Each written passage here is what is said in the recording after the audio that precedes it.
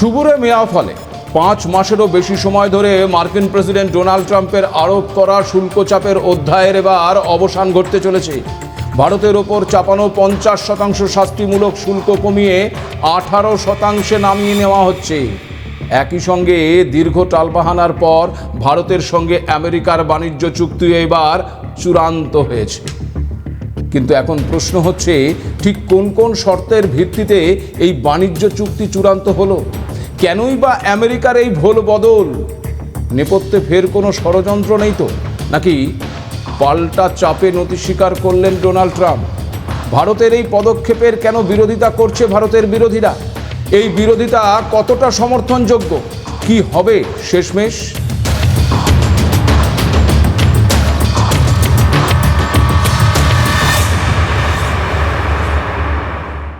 নমস্কার, আপনারা দেখতে শুরু করেছেন এডিটার্স ডায়েরি।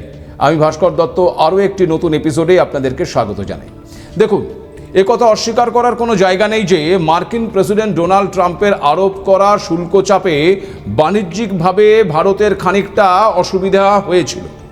তাছাড়াও ভারতের সঙ্গে আমেরিকার বাণিজ্য চুক্তি ঘিরে দীর্ঘ সময় ধরে টানাপোড়েনও চলেছে।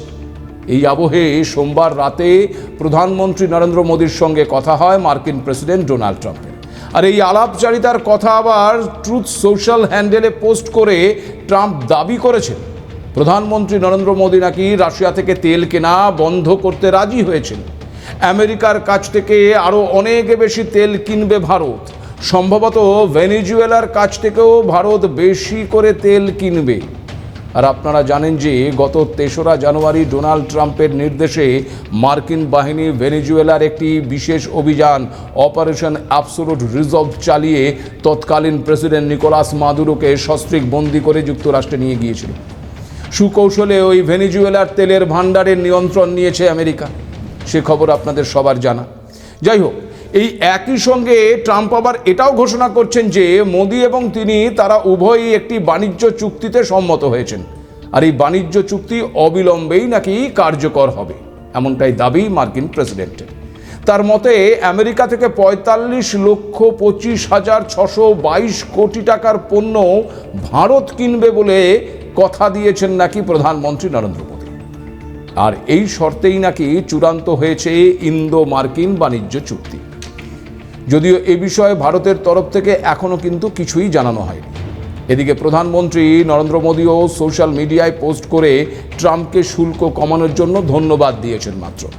হোয়াইট হাউসের তথ্য অনুযায়ী 18% শুল্ক হারের ফলে ভারত এখন এই মুহূর্তে একাধিক আঞ্চলিক এবং বিশ্বের তাবৎ প্রতিযোগীর তুলনায় অত্যন্ত সুবিধাজনক অবস্থায় রয়েছে।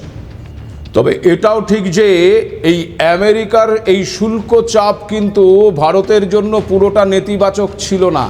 তার কারণ আমেরিকার এই শুল্ক চাপের ফলে ভারত কিন্তু নতি স্বীকার করেনি, বরং শিরদাঁড়া সোজা করে দাঁড়াতে শিখেছে এবং নিজেকে আত্মনির্ভর করার পথে আরও কয়েক ধাপ এগিয়েছে।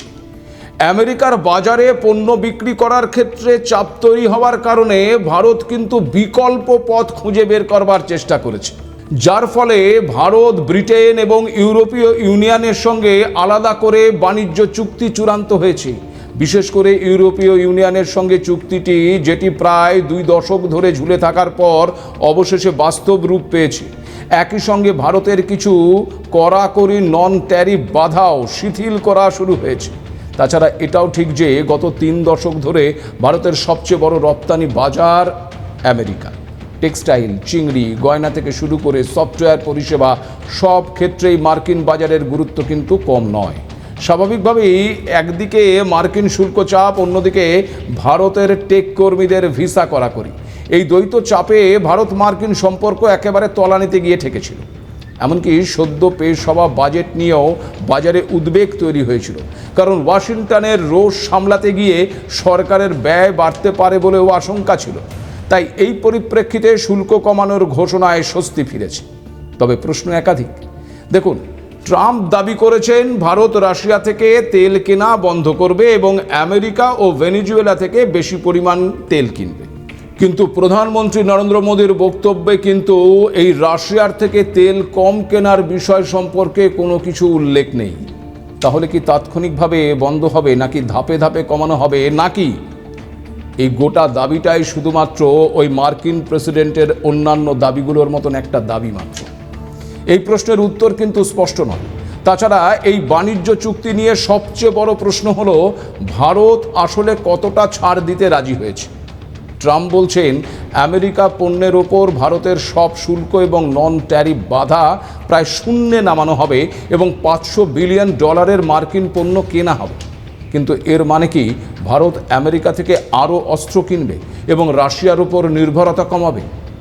উন্নত এআই চিপ এবং উচ্চ প্রযুক্তি পণ্যে কি ভারতের ওপরে থাকা বিধিনিষেধ তুলে নেওয়া হবে?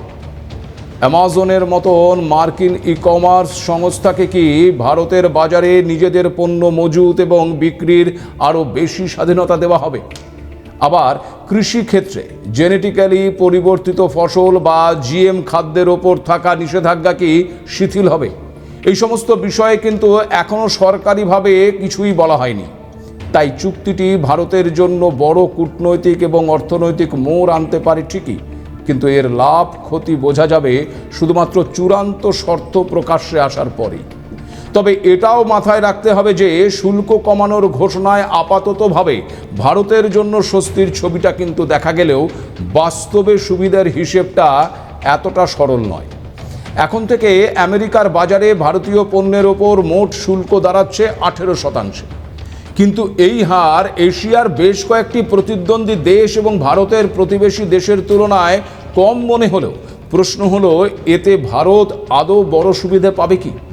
কারণ আমেরিকায় পণ্য রপ্তানির ক্ষেত্রে ভারতের অনেক প্রতিবেশী দেশ এবং এশিয়ার কিছু প্রতিদ্বন্দ্বী দেশ বিশেষ শুল্ক ছাড় পেয়ে থাকে।